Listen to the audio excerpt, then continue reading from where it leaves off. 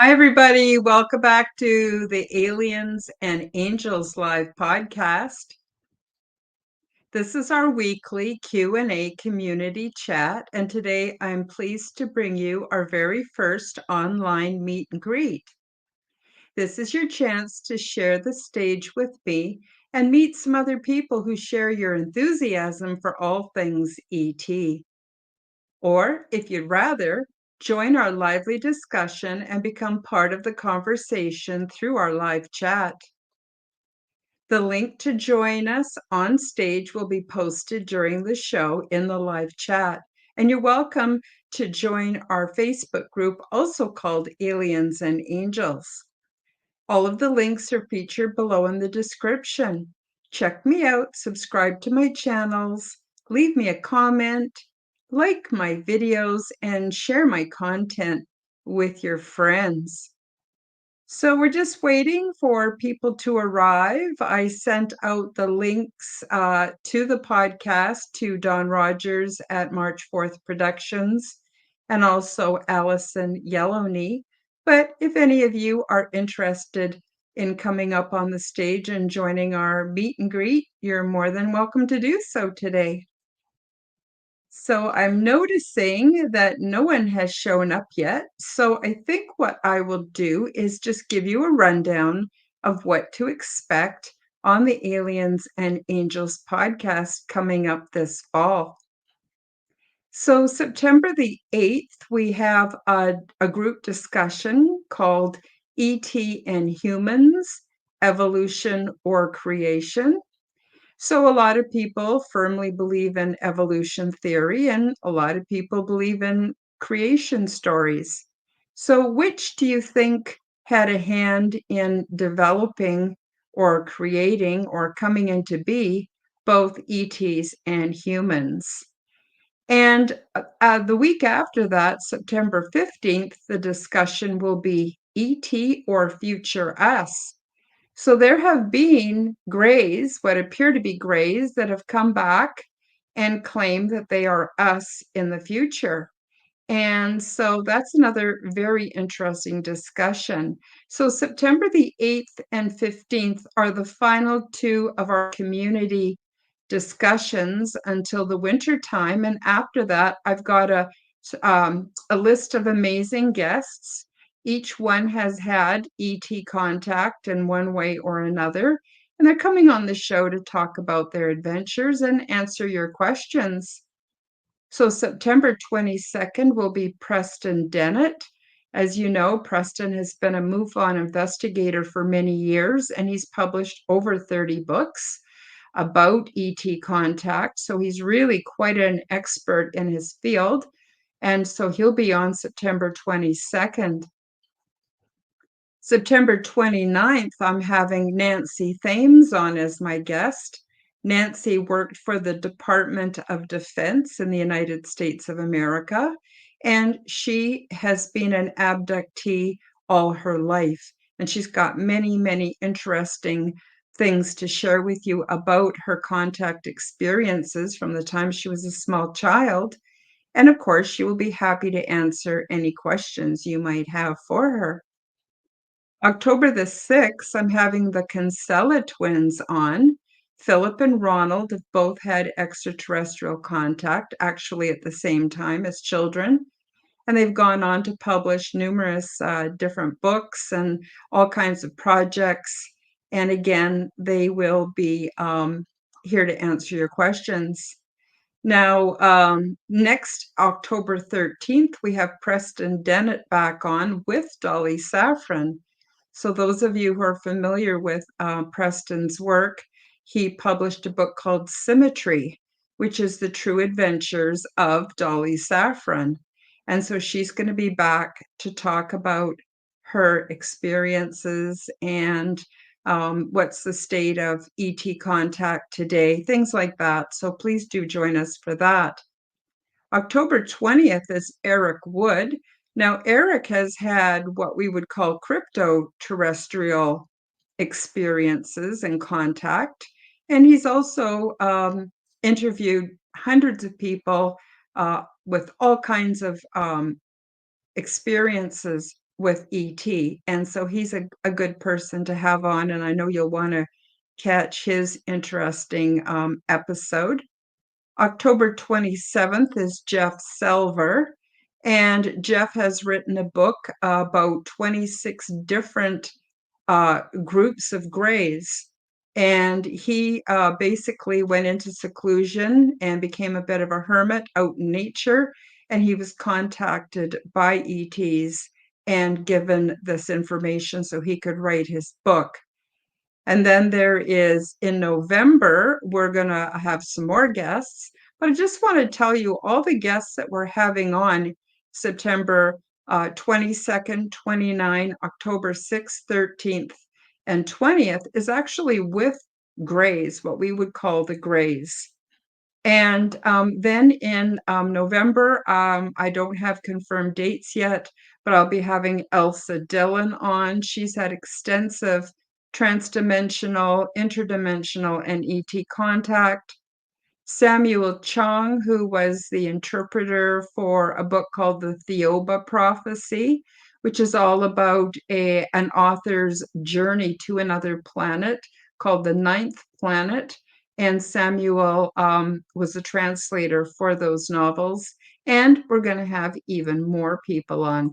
So that's the lineup coming up this fall on Aliens and Angels. I hope you will share out this live podcast with your friends. And of course, subscribe to my channel if you haven't already done so. And I'm hoping that you will like my episodes so that it can move my show further out into the algorithm. As many of you know, YouTube will not monetize me. They say that my content is dangerous and misleading. And of course, I don't agree at all, but there is not much I can do about the decisions they make. It's their business, their company. But I'm also shadow banned on many platforms, so it would be doing me a great honor and favor to share out my videos with your family and your friends. Let's see, we did get a comment in the comment section, but it just looks like a bunch of symbols, so I can't make heads nor tails of it, so I'm not going to share that out with you. And we'll give people a few more minutes to show up. It is a long weekend, the Labor Day weekend, and I know there's a lot of people out traveling for their last chance to get out, especially if they have children before school starts next week. So it was kind of a hit or miss on whether we would have very many people show up today. We were supposed to do a live meetup here in Red Deer, Alberta today, but circumstances were such that I was not able to make that happen. And so that's why we're doing the live meet and greet today. So again, if you'd like to come up on the stage and share in the meet and greet, you're more than welcome to do so. And I think what I will do now is post the link here in the in the comment section in case any of you would like to join me on stage. So yeah, so I'm very interested in what's coming up this fall. Like I said, we're going to have numerous guests with extensive experience, and I know that you're very interested and keen to find out more about those experiences. And and your chance to ask them direct questions and hear what they have to say. I know tomorrow night, which is September the 2nd, on Preston Dennett and Dolly Saffron's channel called The Light Gate, they are going to have also open mic where anybody can participate in the live chat, ask them questions, and get the answers they're looking for. So I just wanted to put a shout out to Dolly Saffron and Preston Dennett for their show in case you've missed it or you haven't already subscribed to Preston Dennett's channel or watched the Light Gates. Very fascinating and very interesting show. So let's see how we're doing here. It is 10 minutes into the show and nobody has showed up. So, I'm not really sure what to do in the meantime. I'm thinking perhaps what I will do is show an interesting clip that I have here. I don't know if this clip is a real thing or not, but it's interesting. So I thought I would just quickly show that while we're waiting for people to show up to the meet and greet.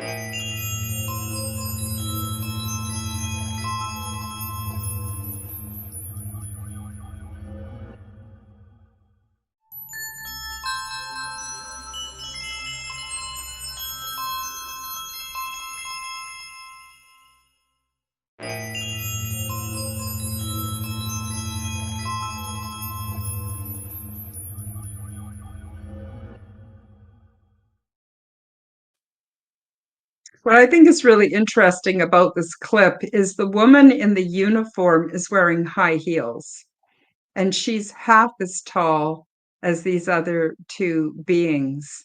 And I actually think it is a real clip because I've had contact with extraterrestrials. As most of you know, I'm working on my book right now.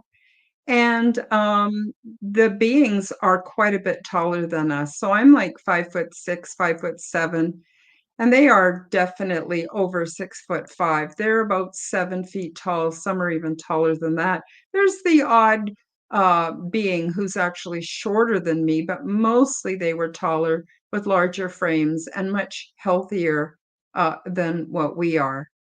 And so I think it might be a real clip, but it might not be because today in the modern day of CGI, who knows, and AI generated deep fakes and things, who knows? Like, who knows?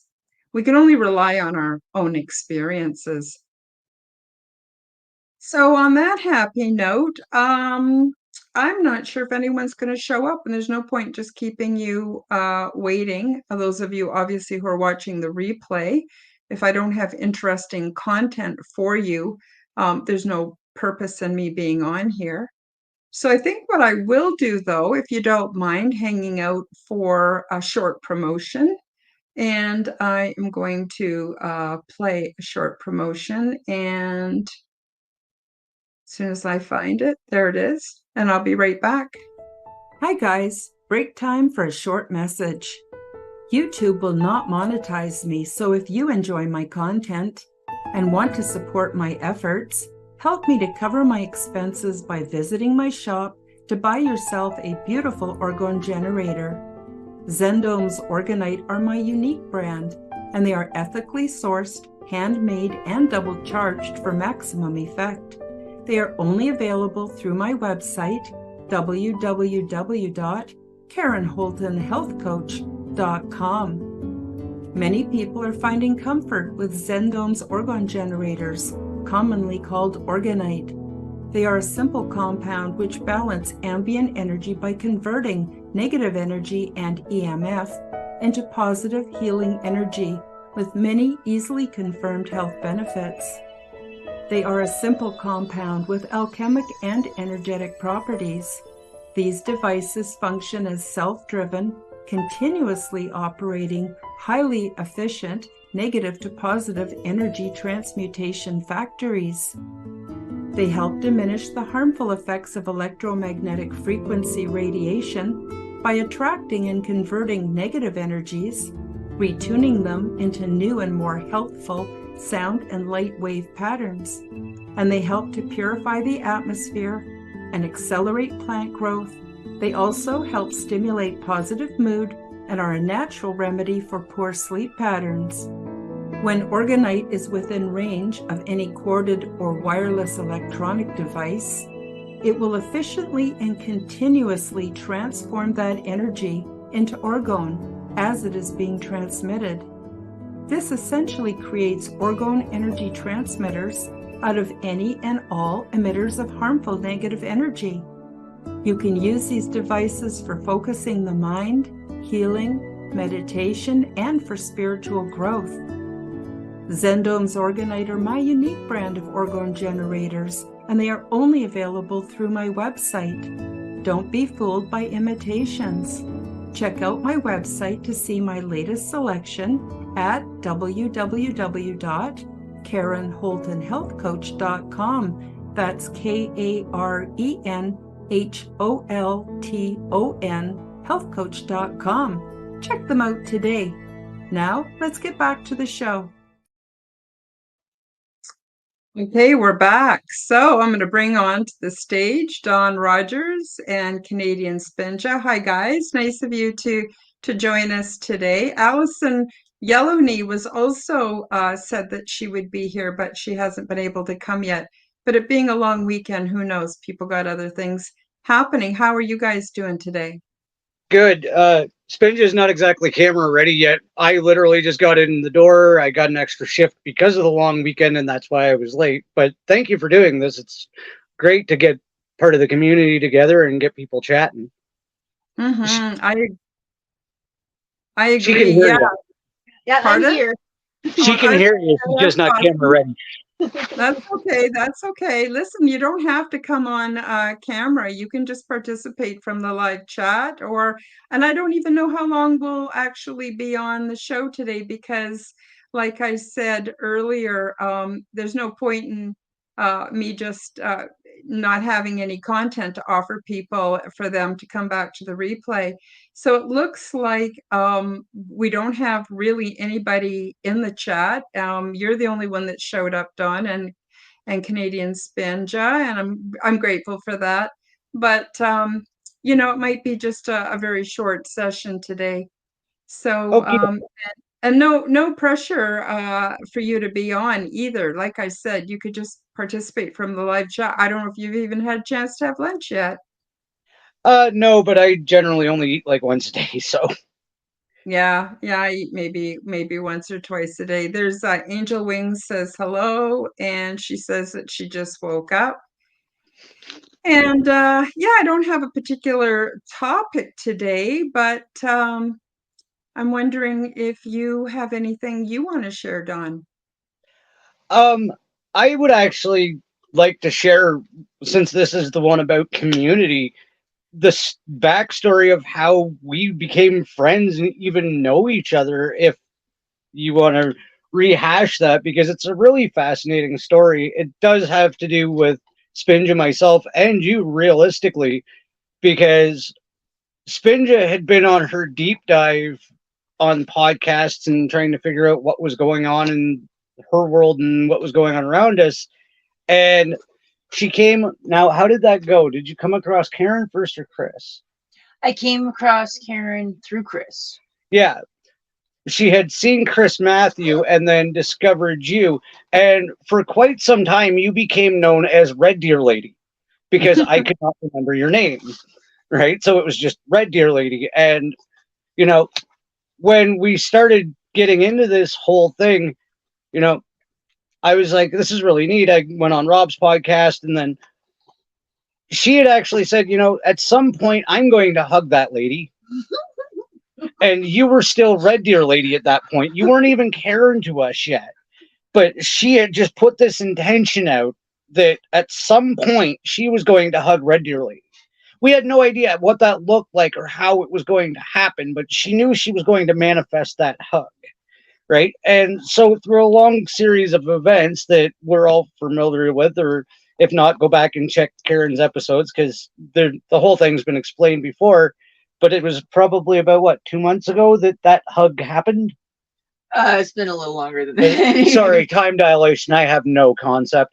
But several months ago, that hug actually happened. So it's been a really neat journey, and I've really appreciated becoming part of this community. And you have been such a fundamental mentor and friend during my awakening that I pretty sure you have a very large part and play in my sanity at this point. So I have nothing but love and respect for you, Karen, and always will, because you played a huge role in stabilizing my awakening when it was out of control. Oh, wow. Thank you so much. But to be quite honest with you, I don't feel like I have done anything really that spectacular. It is interesting to see, though, how you go to different podcasts and you realize we're all part of the same community. So there's Chris Matthew, who has Forbidden Knowledge News and the Forbidden Knowledge Network, which you're now a part of. And he's had many, many guests on, and the other partners in the network have had many, many guests. We're all kind of somehow linked together. And then there is Robert Khalil from Typical Skeptic. And he and I are also friends, and you're friends with him, and he's friends with Chris. And it's very interesting how we have formed this really amazing network. Now, there are other podcasters out there that kind of go off in different directions. Some of them we resonate with, some of them not so much, but it's been a real pleasure to get to know you and Canadian Spinja, and to start forming more of an Alberta community. So I just want to also mention that I have two groups on Facebook. One of them is the Aliens and Angels group, which everyone's welcome to join. But then more recently, I took one of my old groups that was not as relevant now as it was when I started it, and I changed the name of that to the Alberta Tinfoil Hat Group. And that group is specifically there to offer support and community for people who live either in Alberta or Western Canada, just so that we can have, some contact, because it means a lot to have people that you physically know, that you physically met, that live, within a drive, or perhaps if you're on the West Coast, a 2-day drive. But anyway, within reach. And I don't know, it just means a lot to me, because sometimes I just wonder if anybody hears what I'm saying, if what I'm doing actually is doing any good. I don't know. Yeah, what do you have to say about all that, Don? I think that's an absolutely great idea, to be honest, because it's when you're a aware, and especially an aware and neurodivergent person who doesn't fit in anyway, having people that you can relate to and just geek out with, and like, people love when you and I have conversations on the air, but we also have some pretty good ones off the record and stuff, and as well as the people you've mentioned, like Rob Khalil and Chris Matthew and Steven Stathis, and like, there's some really good exchanges of knowledge. And I think the formation of the community, even if it's just a few of us, even if we are stuck in an echo chamber, so to speak, it's helping us educate each other. It's that open school concept of like, okay, Karen knows this, but Don knows how to do this, and Spinja knows how to do this, and Chris knows how to do this. And we're helping educate each other in a manner that is useful in Mm-hmm. the real world, not the construct, the real world. What we actually need to know, not the indoctrinated BS system that we're force fed. But no, I think that's a beautiful thing that you're doing with your group and with your shows, is bringing people together, and it is important that we all learn from each other. Mm-hmm. Mm-hmm. I would agree. Now, you and Canadian Spinja and I recently did a Forbidden Knowledge Network special with Stephen Stathis and Jennifer Halkame. And on there, I explained about the popular education model. So I'm just going to tell everyone a little bit about that, because it's sort of relevant to what we're doing here. So this is back in the early 1900s in South America. There was very high illiteracy. People did not know how to read. They didn't know how to write. They didn't know how to self-govern. They didn't really know how to do all kinds of things that they needed to build healthy communities. And so what they did is there was a man by the name of Paulo Freire, who came up with the idea for the popular education model. And his basic thought was that everybody knows something.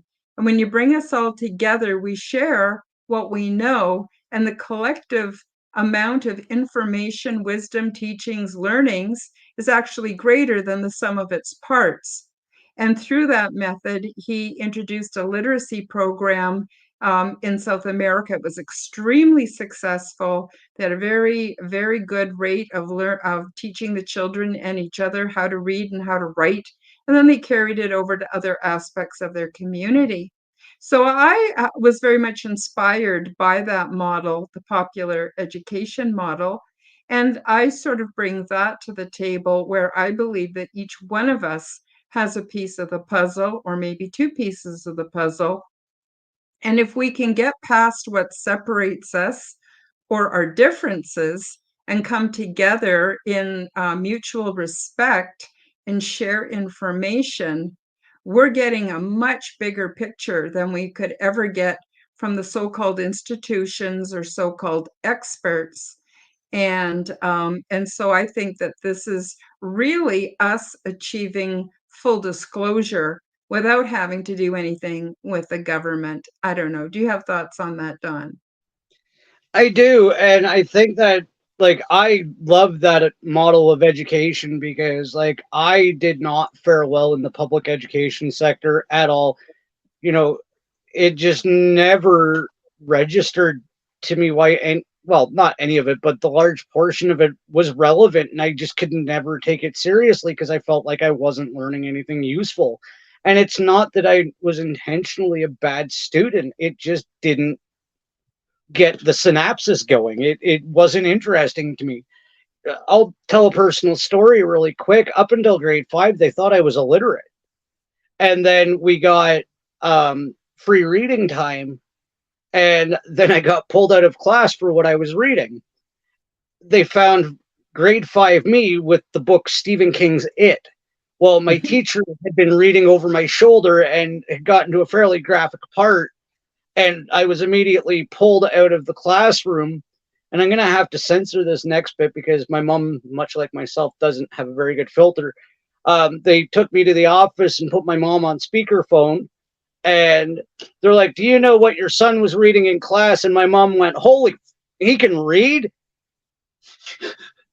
And it was just because C Spot Run or Humpty Dumpty bared no interest even to 5-year-old me because I was beyond it. It made no sense. It was dumb. I didn't want to learn it. I would much rather have been raised in the educational construct that you're talking about, where it's useful information and things that actually serve you in your day-to-day life. Like the fundamentals have been stripped away from our education system. And I don't mean to go on this political soapbox here about how bad the education system is, but it really serves very little purpose in the skills you're going to require in real life. I agree. And in the greater context of our real lives, which includes the paranormal, the metaphysical, that is a part of real life. So for those who don't know, as about 100 years ago, there was a guy named Descartes, and he separated the seen from the unseen. And the seen went to what became modern science, and the unseen went into the classification of what we consider religion, and the two were separated. But before that, they were never separate, and they're never meant to be separate. It's all one thing. So I agree with you. I find that a lot of mainstream society, including education, it's about as dry as a popcorn fart. It does not interest me. It's lacking substance. It's lacking so much. And I actually did not too bad with education, but it was all memorizing other people's stuff. So basically, when you get into, you go through the first 12 grades and it's all just basic programming. And then you go into your higher education. So you start with a bachelor degree, and then you're learning everything that the people with the master's and doctorate degrees have created, and you accept that as fact and you memorize it. Then when you get into the master level, which is the mid-level, you start to learn how to create reality. It's just all theories. And then when you're in the PhD level, everything you think, say, and do is considered reality. Like, it's like that is the privilege that comes from higher education. Meanwhile, nobody examines whether it's any good, whether it's helpful. A lot of it's just bullshit, trends and thinking. And that's gotten us into the mess that we see today. And which is interesting because, so much of our mainstream reality is based on myth and conjecture. And yet, a lot of people don't believe in the extraterrestrial phenomena because there isn't a spaceship landing in their backyard and ETs coming out and shaking their hand. And I think between all of that, there is the truth of we the people that I think is more accurate, more beneficial, and that's what we want to bring together. So that's what we're doing. We're doing today. Angel Wings has another comment. She says, because we got deeper knowledge, they never understood us. I was reading Stephen King books at 14 years old. I read The Talisman in 5 days. LOL. I wouldn't stop reading it until I was done. Yeah, exactly. So I have to say, reading has not been one of my strong suits. I have difficulty concentrating and following the lines, but I'm doing much better now with reading than what I did before. I tend to do better with contact with other people who are interested in or have experiences in the subjects that I'm interested in. And, I'm always looking for things that are novel, things that are new, things that are interesting. I'm learning all the time. I'm watching documentaries all the time. A lot of them are crap too, though. Just because it's in a documentary doesn't mean that necessarily that we should believe it. So I think the whole thing is that we want to get to know each other and see who we resonate with and form our own subgroups and communities. And as long as we have access to online content, then, we're able to do quite well. I don't know. How do you feel about that, Don?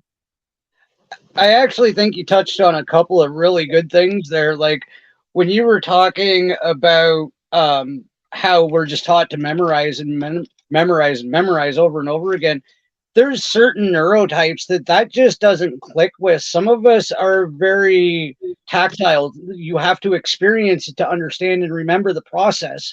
And the idea that you can be taught things just by reading it over and over again and putting it to memory, that's great. I can do the same thing with a parrot. It doesn't mean the parrot can build me a house, right? Mm-hmm. Mm-hmm. And for me, that was the experience. Is I was non-neurotypical. I couldn't retain things. I had to do them. And the other thing that you touched on there that I absolutely love is the separation of science and spirituality.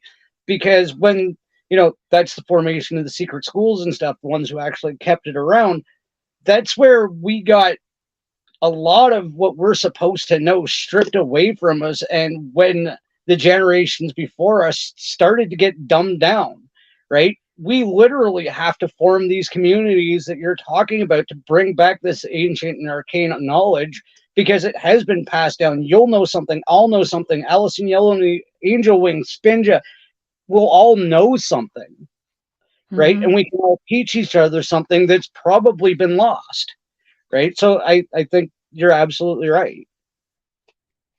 Yeah, and another thing that I have always found interesting is, well, when my kids were in school, they had difficulty with the curriculum. And because we have First Nations ancestry, it's way back, but we have some First Nations ancestry, I was able to get them put into the First Nations curriculum that is offered at most schools now in Canada for Aboriginal people and people of Aboriginal descent. And my children did exceptionally well with the content. And a lot of their teaching method was through storytelling. And First Nations stories are multi-layered. So if you hear the story when you're 5, you will learn what's appropriate for a 5-year-old. And when you learn that story or hear it again when you're 16, that's why these were often regularly told at annual events, you would get a very different meaning from it because you'd have a deeper understanding. And on it went when you're a parent, when you're a grandparent, and it would just sort of, the stories have embedded within them wisdom for all ages. And it's very interesting that the colonial or ruling classes of the world, what have they spent so much energy doing? Exterminating the Aboriginal people, whether it's in Australia or North America or, anywhere in the world. It's always about dominating with this sort of European-based culture and wanting to destroy things that teach the truth, because they only have power. The ruling class only has power when they're stealing it from all of us. So, I've got a deep respect for Aboriginal teaching methods and ways of knowing and being. And the more we get involved in ancient cultures, and everybody who I enjoy and respect, like Paul Anthony Wallace and Billy Carson, and so many who I have learned so much from. They all go and do deep dives, not just into Aboriginal culture and teachings, but over time, right back to the oldest writings from the very beginning, as far back as we can go. So I just think that's also very, very interesting. And I don't know. Do you have any thoughts on that, Don? Um, Actually, I do think that's a great thing. Like, I didn't even realize, because our young lad has a certain native lineage as well, and it's something that I didn't even know that existed. So I may have to look into it for his remaining school years. Um, because yeah, I I like him. It doesn't make sense. Like, I can't read a book and make it make sense, and I can actually recall one of the things that was my biggest problem is when they first tried to teach me to read. I remember my brain trying to observe every word on the page like it was a picture and I should just understand it. And I'm Mm-hmm. talking about like at 5 years old when they're like, okay, these are ABC. I'm like, blah, blah, blah. And it's like I should understand all of it just by looking at it. And it took my brain a while to become indoctrinated, right? Mm-hmm. And when you have the cultures that use storytelling and imagery and those things, and dance even, it really makes a difference on the way the individual experiences the information. And like you're saying, can revisit it and get something new out of it each time instead of reading the same stupid textbook. Yep. And I really like what you touched on about dance and music, because now we understand that everything, all of creation in its huge expanse, it's all frequency based. And so dance is a very important way to recombine knowledge and spirituality and ground that right into our DNA and our bodies. And so is music. And so it's also interesting that, I don't know how many years ago, but let's just say roughly 50, maybe 100 years ago, they changed the basic frequency of music from, I think, correct me if I'm wrong, 442 or something hertz down to 440 hertz. And so all the music that we've been grooving to in our modern era is actually got a discordant effect on our DNA, our cells, our bodies. And now we have technology with Wi-Fi and 5G and everything else. So I think it's going to take a strong state of mind to keep ourselves healthy in the modern times. We we actually have a surprise pop in by somebody who has something to say. Hey, Karen. Hope you're doing well. Hi. Um, Well, so nice to see you, William. yeah, you too. sorry, I just heard you guys like talking about like the public education system and stuff. Like Yeah. that's the like since it's like I'm going back on Tuesday, the part I look like least forward to isn't necessarily just the people. It's like the curriculum itself and like being surrounded by all the screens and the ringing from the smart boards or whatever. Because like I can like physically hear the frequency coming out of it now, and it like gives me Mm-hmm. headaches. Mm-hmm. Mm-hmm. It's Well, like it's awesome that you can recognize that. So if you're interested, you can actually go to, I don't know if they still have guidance counselors or some equivalent to that, and tell them you want to look into participating in the First Nations programs if you're interested in just trying it out. I'm not saying it's necessarily for you. You may not like it, but you might, and you might find it much easier to surround yourself with, because a lot of it is going out into nature, being around the elders, listening to the stories directly from the elders rather than getting a lot of it from the screens.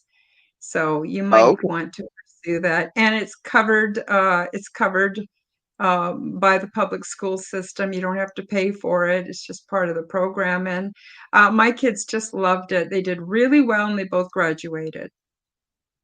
Wow, that sounds like interesting. I'll have to check that out because like if there's a way that like I could like just take like all of the elements that make it school and like just like there for like what I need to know to get out, then I'm Get in, get out. Yeah. Just like mom. Yeah, yeah, for sure. And then failing that, there's always homeschooling too. But anyways, really nice to see you. You look well, and I, I yep, wish you as you the well. very best. You as well. Thank you. Yeah. I just thought I'd throw that in since we're Oh, it talking was about great. public ed. It was great. It was nice to meet him this summer, actually. It was nice. For those of you in the audience, Dawn and Canadian Spinja and I guess Ray all participated in the Quantum Health Transformation Program. We did all the workshops. We did 12 or 13 workshops together. That's all available through my website or my YouTube channel. Actually, I think you also have them streamed on your channel, don't you, Dawn? Yes, I do. I haven't So, get the last couple, but I have most of them. so people can easily find that information. That's a free program too. So it's and it's outside of the box, the whole thing, but it's everything I wished that I had known or that I had access to back when I was going through my awakening process. So I'm hoping it's useful to everybody else. So I noticed that Angel Wings has a comment here that's interesting. She says, my kid has to go back tomorrow as well. She's actually scared to. She doesn't want to. Oh my gosh, yeah. Like if it's kind of like it's like kids intuitively know what to eat, what not to eat. I'm assuming that they don't have access to a bunch of candy and junk, but if they're given their choice between, meats and vegetables and stuff, they'll often not want to eat certain vegetables. You don't find out till years later they had a food sensitivity, but they knew, right? And the same thing goes with the educational system. So there's all kinds of kids that do not want to go. They find it super stressful. They're not getting anything out of it. And unfortunately for working parents, it often becomes kind of a babysitter situation or like daycare. And what are you supposed to do if you have to work? And most people have to work, right? So I'm not criticizing anyone for sending their kids to school, but as more and more people are working from home, they might actually find it easier to homeschool. And the other thing too is once you remove all the crap, the actual lessons, home people who homeschool their kids, they do it in 2 hours a day. So even if both parents are working, they're able to somehow work it out that one or the other parent can spend the 2 hours a day with them, and they get a much better quality education than if they were going to the public school all day. So that's just sort of my opinion. I should state that it's my opinion. It's not necessarily rooted in scientific fact, but that's the way I see it.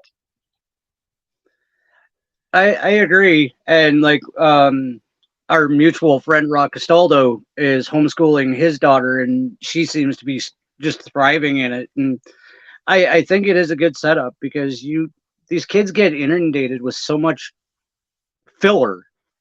I'm going to Yeah. be and I'll call it filler because that's all most of it is nonsense and socialized demographic bullshit. Like it's just there's no other way to explain it. Like they're there just to be trained on how to act like the grown-ups that the society wants us to act like. That's why the school day takes so long. It takes that long to program a mind. Like it Yeah. really does. Yeah. You know, I've had friends from South America and Central America, and they don't separate the children from the adults. They don't have the children going off and playing with each other. It's always a mixed group with all ages, and all the boys and the girls and the moms and the dads and the grandparents and the neighbors, and it's a very community based situation. And they don't even have bedtimes for their children. Just when the children start to fall asleep, when they're part of the group, they just lift them up and carefully take them and tuck them into bed. So it's a much more fluid system too. So getting back to the Aliens and Angels group and our community, I would like to see more of us of different ages coming together. It's nice to see your son involved, but it would be nice to see more younger people involved within the community, more old people.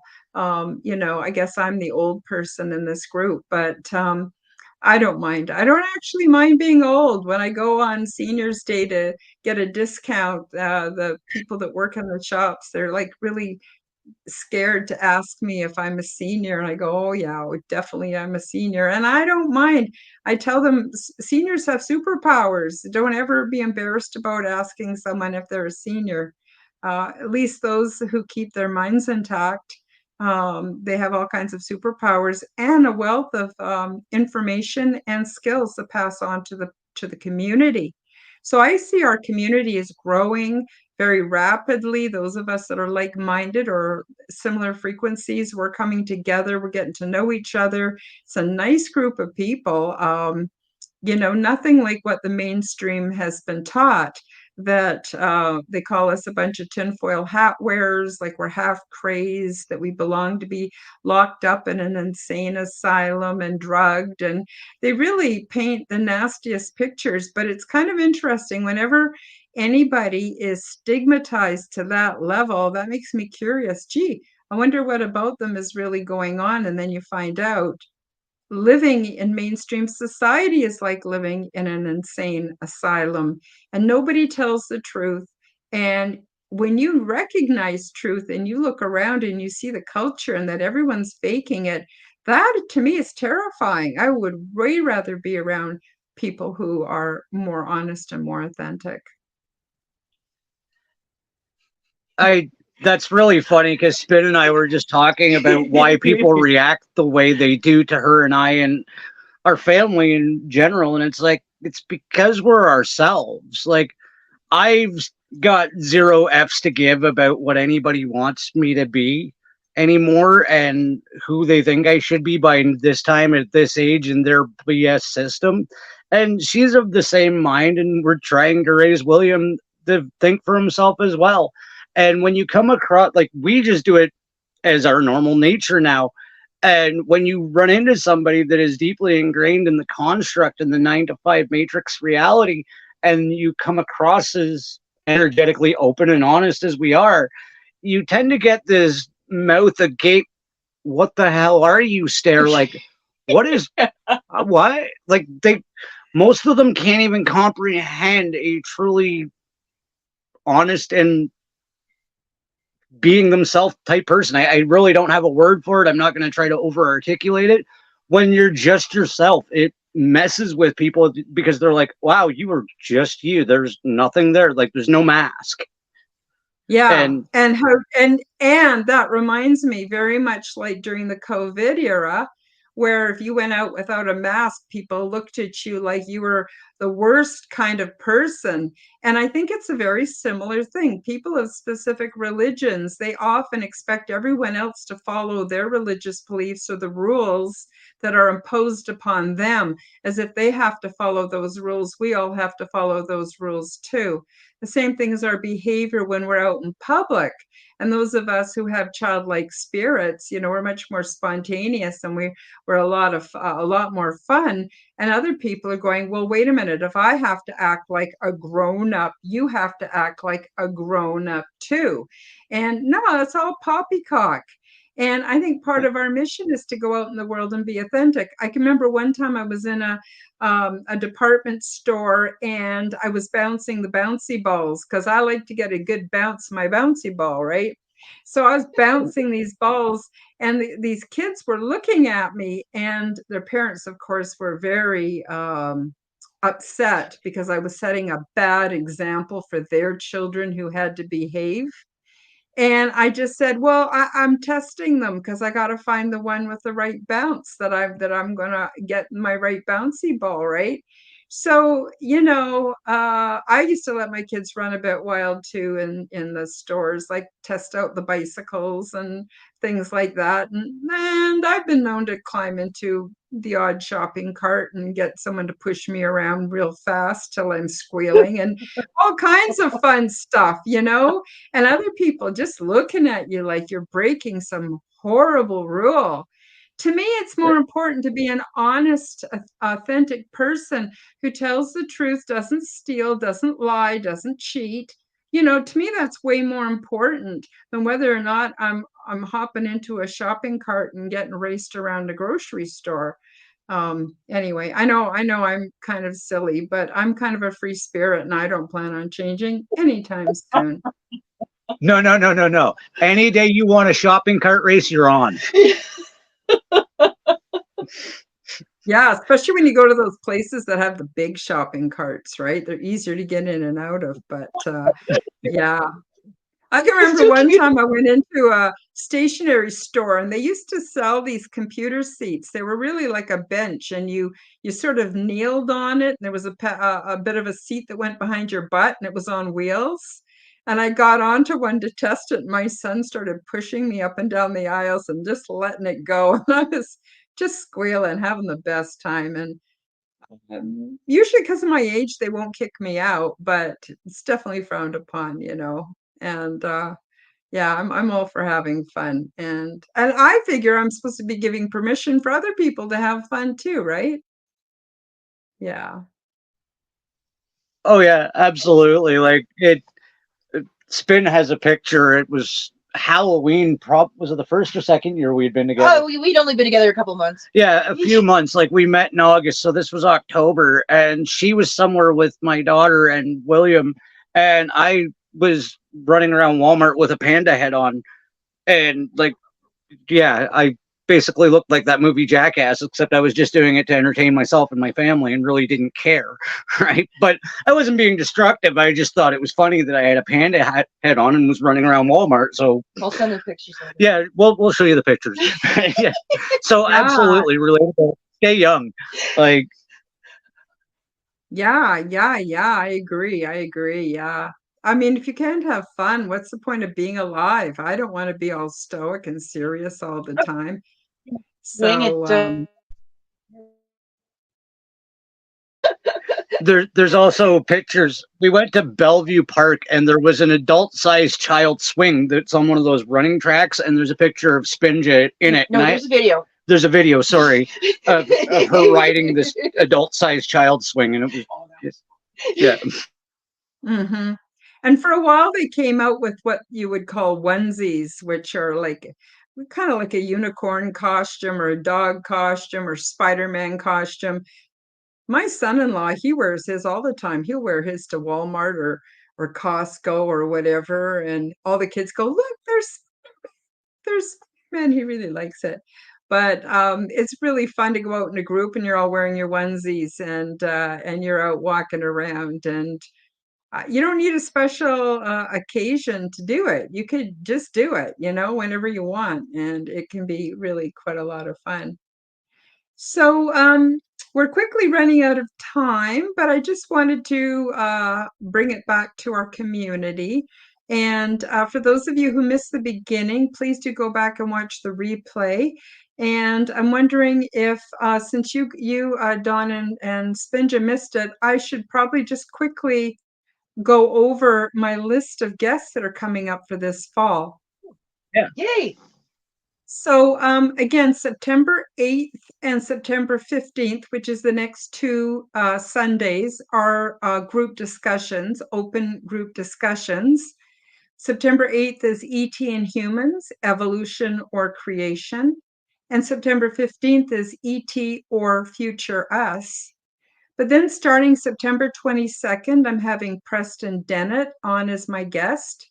September 29th is Nancy Thames. October 6th is the Kinsella twins out of England, Philip and Ronald. And October 13th is Preston Dennett and Dolly Safran. They're going to talk about their new book.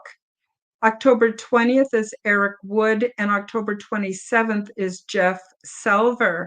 And all of these people are ET experiencers and authors and just very interesting people. Most of them, their experiences are with what we call the Greys.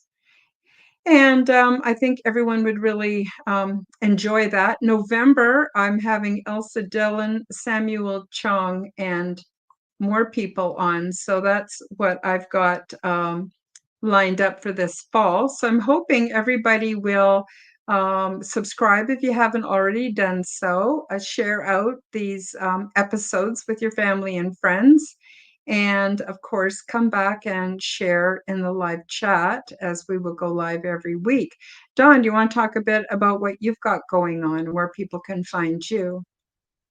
Yeah, of course, all of my stuff and Spinja's stuff is on the Forbidden Knowledge Network and our YouTube channels. Mine's March 4th Productions, Dawn Rogers at March 4th Productions, and hers is Canadian Spinja. Yeah. And I actually have Ra Castaldo on Monday. We're going to probably do a monthly thing.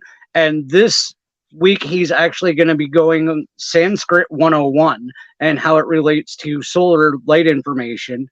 And then Elsa, I actually have Elsa coming up next week as well. It'll be Sunday, our day, and Monday, her day. And then who do I have Friday?